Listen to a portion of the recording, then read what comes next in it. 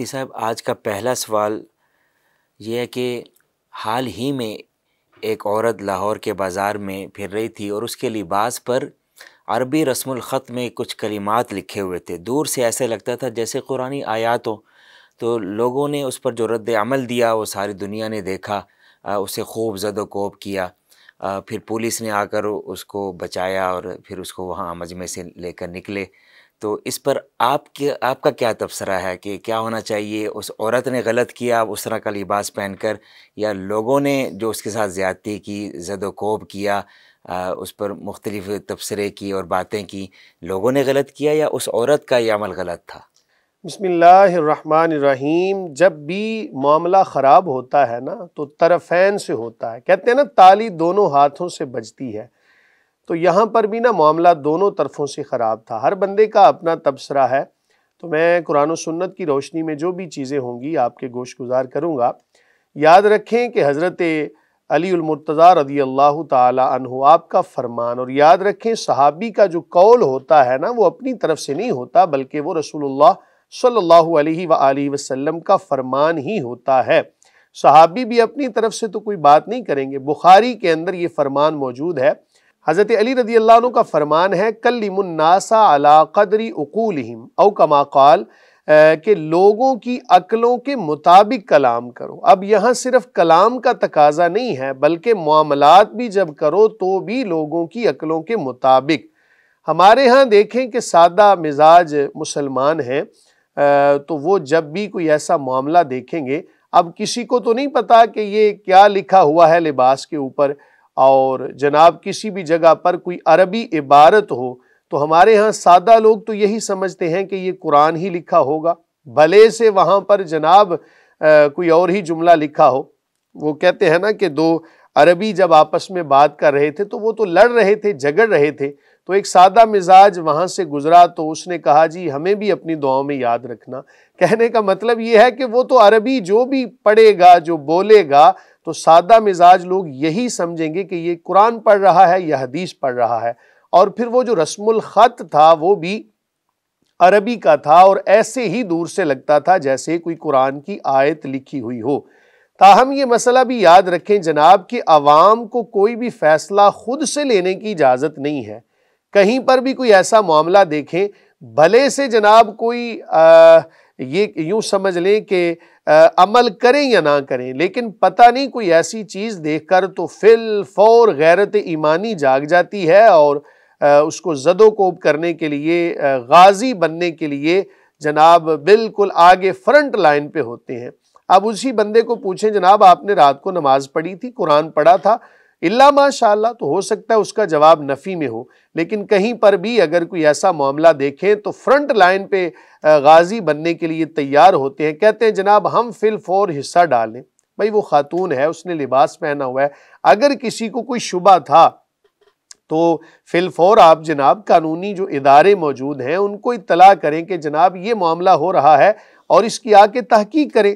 اگر واقعتاً ایسا معاملہ نکلے کوئی گستاخی والا تو قانون جو ہے وہ اس کو سزا دے، لیکن ہمارے ہاں کیا ہوتا ہے کہ جہاں پر بھی کوئی ایسی چیز دیکھی تو جناب لائن میں لگ کے تو فرنٹ لائن پہ آ کے تو اپنا کردار پیش کرنے کے لیے جناب موجود ہوتے ہیں۔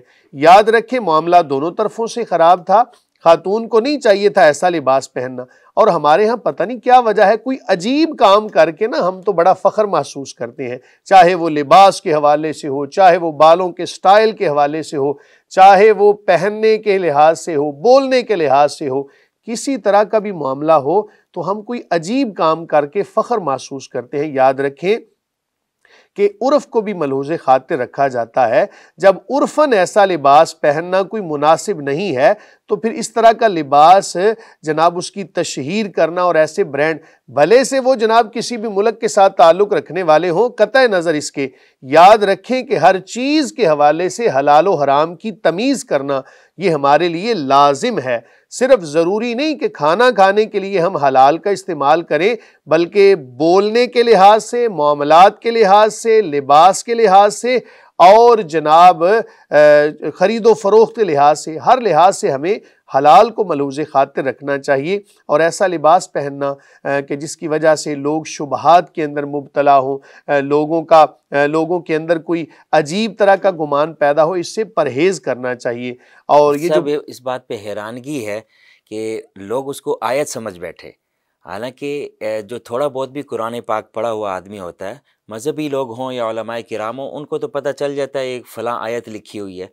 میں حیران ہوں کہ اس طرح کی عوام ہے کہ انہیں پتہ ہی نہیں چلا کہ قرآن کی آیت ہے، یا کچھ پڑھتے لکھتے ہی نہیں ہیں، دین کا کچھ سمجھ بوجھ ہوتی نہیں ہے، اور بس ایسے ہی چڑھ دوڑتے ہیں۔ اس بیچاری عورت پر انہوں نے اتنا زد و کوب کیا اور مارنے کی کوشش کی، کاش یہ قرآن پاک ہی پڑھ لیتے، نہیں پتہ تو چل جاتا لباس پر عربی لکھی ہوئی ہے، یا حلوہ لکھا ہوا ہے، یا قرآن کی کوئی آیت لکھی ہوئی ہے۔ کوئی بھی ہو جناب، حلوہ لکھا ہو یا کچھ بھی لکھا ہو، ہمارا مقصد تو شرعی مسئلے کو بیان کرنا ہے۔